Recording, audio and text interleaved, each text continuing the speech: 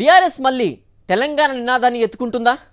Telangana అస్తిత్వంతోనే parliament ఎన్నికలకు వెళ్లాలని గులాబీ పార్టీ భావిస్తోందా? కొన్నేళ్ల క్రితం తమది జాతీయ పార్టీగా చెప్పుకొని ఇరుగు పొరుగు రాష్ట్రాల్లో పార్టీ శాఖల్ని ఏర్పాటు చేసుకుంది.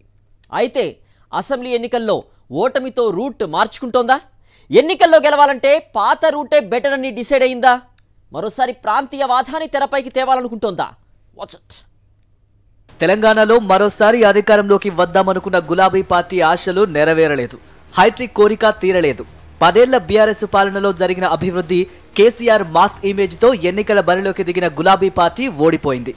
మరో 3 నెలల్లో పార్లమెంటు ఎన్నికలు రానున్నాయి. దీంతో మళ్లీ తెలంగాణ వాదాన్ని, తెలంగాణ అస్తిత్వ నినాదాన్ని తెరపైకి తీసుకురావాలని బీఆర్ఎస్ గట్టిగా నిర్ణయించుకుంది. తెలంగాణ ఉద్యమ పార్టీగా బీఆర్ఎస్ 2 సార్లు అధికారంలోకి వచ్చింది. తెలంగాణ రాష్ట్ర సమితిగా ఉన్న పేరును భారత రాష్ట్ర సమితిగా మార్చుకుంది. బీఆర్ఎస్ పేరుతోనే 3వసారి అసెంబ్లీ ఎన్నికలకు వెళ్లిన పార్టీకి నిరాశ మిగిల్చింది. పార్టీ పేరును మార్చడం ద్వారా తెలంగాణ ఉద్యమ మూలాలను మర్చిపోయినట్లయిందని బీఆర్ఎస్ పార్టీలో చర్చ జరుగుతోంది. పార్లమెంటు ఎన్నికల్లో బీఆర్ఎస్ పార్టీకి మెరుగైన ఫలితాలు రావాలంటే తెలంగాణ ఉద్యమ నినాదం, అస్తిత్వం శ్రీరామ రక్షగా ఆ పార్టీ అధిష్టానం భావిస్తోంది. అందులో భాగంగానే పార్లమెంటు నియోజకవర్గాల సమీక్షా సమావేశాల్లో BRS working president KTR Telangana గలం, తెలంగాణ బలం, తెలంగాణ దళం అంటూ తెలంగాణ అస్తిత్వ నినాదాన్ని తెరపైకి తెచ్చారు. ఈ నినాదంతోనే పార్లమెంటు ఎన్నికలకు వెళ్తామని ప్రకటించారు. తెలంగాణ ఉద్యమ పార్టీగా పార్లమెంటు ఎన్నికల్లో జాతీయ పార్టీలైన బీజేపీ, కాంగ్రెస్ పార్టీలను ఎదుర్కొంటామని బీఆర్ఎస్ ప్రకటించింది.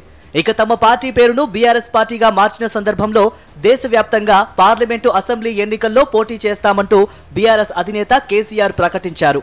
మరోవైపు మహారాష్ట్రలో 3 సార్లు కేసీఆర్ పర్యటించారు. అక్కడ బహిరంగ సభల్లో పాల్గొన్నారు. పలువురు నేతల్ని పార్టీలో చేర్చుకున్నారు. దేశవ్యాప్తంగా బీఆర్ఎస్ పార్టీని విస్తరిస్తామని చెప్పారు. రైతు సమస్యలే ప్రధాన అజెండాగా బీఆర్ఎస్ పార్టీ ముందుకు వెళ్తోందని గులాబీ బాస్ తెలిపారు. తాజాగా జరిగిన అసెంబ్లీ ఎన్నికల్లో టీఆర్ఎస్ కు బదులుగా బీఆర్ఎస్ పార్టీ పేరుతో ప్రజల్లోకి వెళ్లింది. ఖచ్చితంగా 3వసారి అధికారంలోకి వస్తుందని భావించిన 39 అసెంబ్లీ స్థానాలకే పరిమితమైంది. రాబోయే రోజుల్లో బీఆర్ఎస్ కార్యక్రమాలు దేశవ్యాప్తంగా నిర్వహిస్తారా లేదా అనే దానిపై ఇంకా సందిగ్ధత కొనసాగుతోంది.